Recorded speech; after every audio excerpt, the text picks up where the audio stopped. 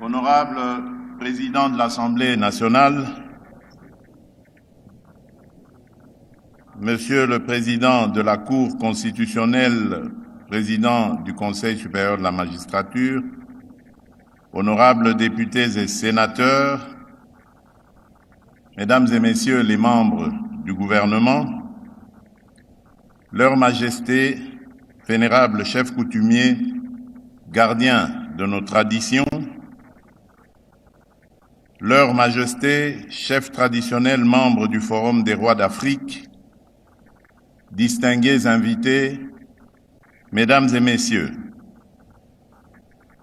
c'est pour moi un motif de grande satisfaction de prendre la parole ici à Kinshasa à l'occasion du Forum national des affaires coutumières, le FNAC en sigle.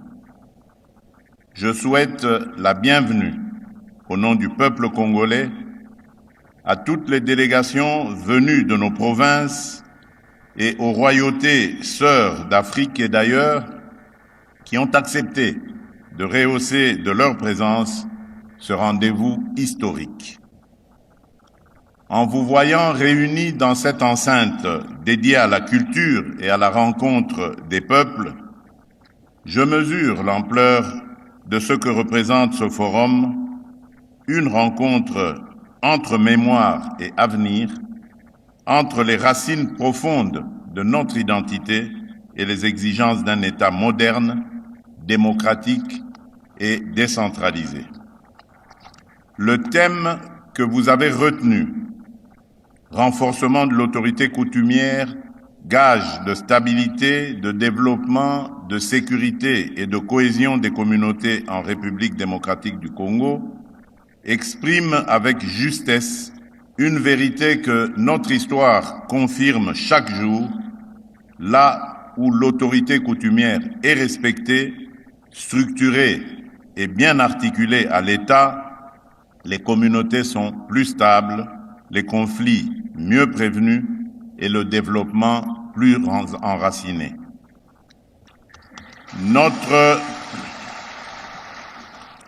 Notre Constitution, en son article 207, reconnaît l'autorité coutumière comme socle des valeurs traditionnelles.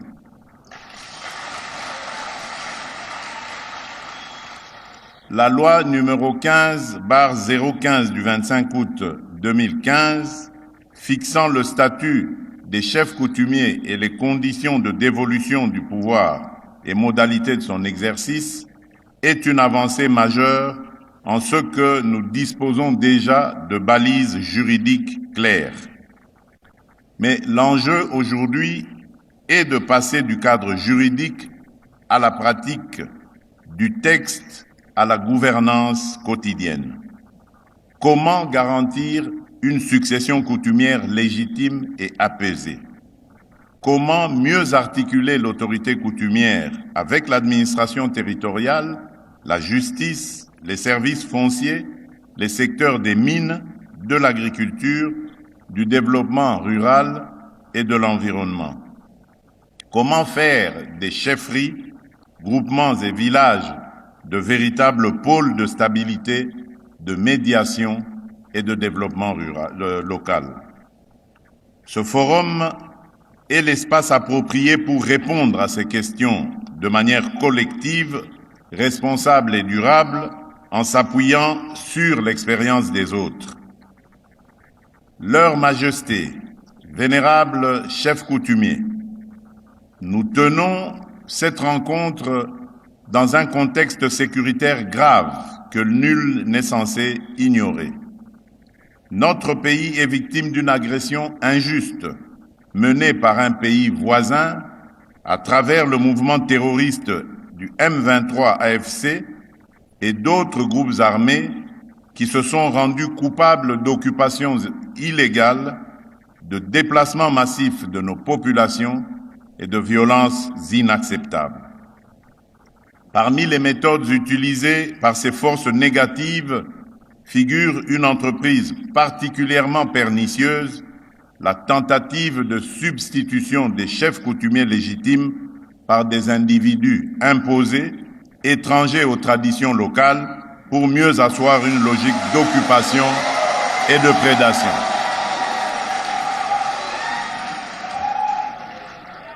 Comme j'ai eu l'occasion de le dire à d'autres occasions, je le répète encore solennellement aujourd'hui.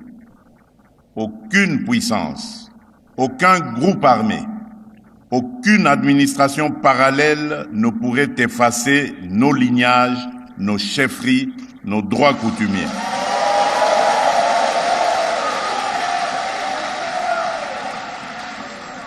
Les terres de nos ancêtres ne sont pas des terrains de manœuvre géopolitique, mais le fondement même de notre souveraineté et de notre identité. C'est pourquoi je considère votre présence à ce forum non pas comme une simple participation, mais plutôt comme un acte de résistance et de patriotisme. En défendant la légitimité des autorités coutumières, nous défendons la continuité de l'État, la pérennisation de l'âme de notre nation, l'intégrité de notre territoire et la dignité de nos communautés. Leur Majesté, Mesdames et Messieurs, l'objectif de ce forum n'est pas d'ajouter une rencontre de plus à notre agenda institutionnel déjà rempli. Il est de poser les bases d'une véritable politique nationale des affaires coutumières avec des décisions concrètes, des mécanismes de suivi et une vision partagée. Je formule à cet égard plusieurs attentes précises. La première, c'est élaborer les grandes lignes d'une politique nationale des affaires coutumières qui clarifie les rôles, les responsabilités, les critères de légitimité et l'articulation avec les institutions de la République. La deuxième attente est de doter le pays d'une base de données fiable et actualisée des entités coutumières et de leurs animateurs légitimes afin d'éviter les confusions, les manipulations et les conflits de succession qui fragilisent nos communautés et ouvrent la porte aux ingérences. La troisième attente est celle d'intégrer pleinement les peuples autochtones, notamment les populations pygmées, dans cette architecture en respectant leurs spécificités, leurs droits et leur participation à la vie nationale. Une république ne laisse aucune de ses composantes au bord du chemin. La quatrième attente est celle de vouloir renforcer le rôle de médiation et de prévention des conflits des autorités coutumières, qu'il s'agisse de différents fonciers, des conflits intercommunautaires, de la coexistence entre agriculture et exploitation minière ou des tensions liées à la gestion des ressources naturelles. Enfin, la cinquième attente est celle de promouvoir la place des femmes et des jeunes dans les dynamiques coutumières. Notre tradition vivante doit dialoguer avec les exigences de notre temps en valorisant toutes les forces vives de la communauté. Vénérables chefs, vous n'êtes pas seulement les gardiens de la coutume, vous êtes aussi les premiers responsables locaux du vivre ensemble, les gardiens des terres, les témoins de l'histoire, les médiateurs dans les moments de crise, les premiers recours lorsque l'État est loin ou lorsqu'il tarde à se manifester.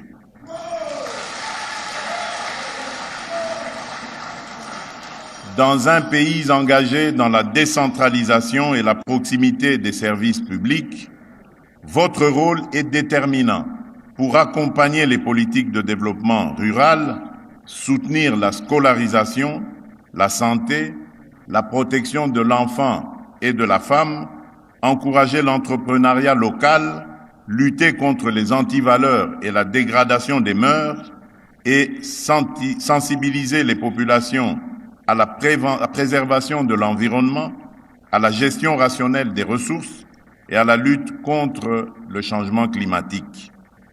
Je vous invite à faire de ce forum un espace de partage d'expériences et de bonnes pratiques en lien avec les autres secteurs de la vie nationale, la justice, les affaires foncières, l'agriculture, les mines, l'aménagement du territoire, l'environnement, la jeunesse, le genre et la sécurité.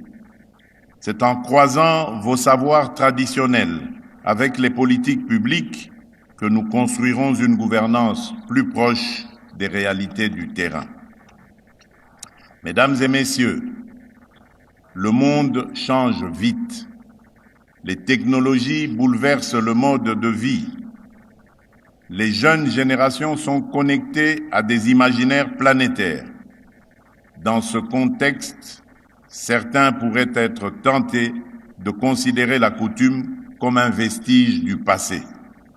Je crois exactement l'inverse. Une tradition figée se meurt. Une tradition qui se laisse interroger, éclairer, enrichir, sans en perdre son âme, devient une force.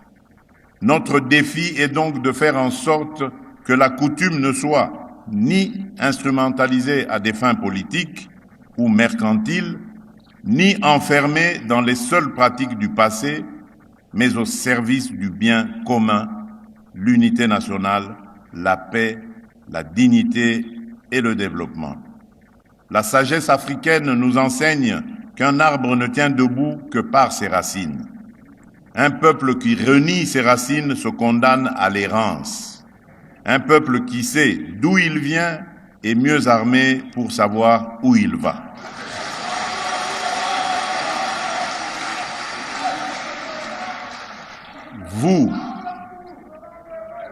Vous, vénérable chef, êtes une part vivante de ces racines. Votre responsabilité est donc immense. Il vous revient de transmettre à nos enfants le meilleur de nos traditions, l'hospitalité, le respect de la parole donnée, le sens de la communauté, la solidarité, le respect de la vie, tout en rejetant ce qui, dans certaines pratiques, peut contredire la dignité humaine, l'égalité entre les sexes, les droits de l'enfant ou l'état de droit. Leur Majesté, vénérables chefs coutumiers, distingués invités, mesdames et messieurs, en ouvrant ce forum, je voudrais vous laisser un message dont je suis convaincu de la pertinence. L'avenir de la République démocratique du Congo ne se construira ni contre la coutume, ni sans elle, mais avec elle, dans un dialogue exigeant avec la République.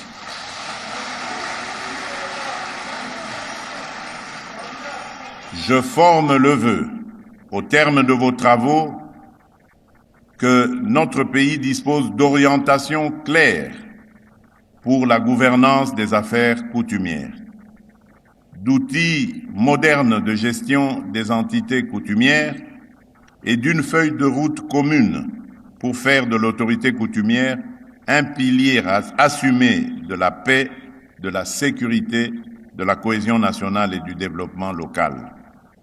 Que ce forum soit, pour chacune et chacun d'entre vous, un temps de vérité, un temps de franchise et aussi de responsabilité, qu'il soit également un moment de fraternité, de réconciliation et de renouveau. Je voudrais vous partager cette sagesse populaire. Une seule branche ne donne pas du feu, mais de la fumée. C'est ensemble que nous pouvons et devons y arriver. Sur ces mots, je déclare ouverts les travaux du Forum national des affaires coutumières. Que Dieu bénisse la République démocratique du Congo et son peuple. Je vous remercie.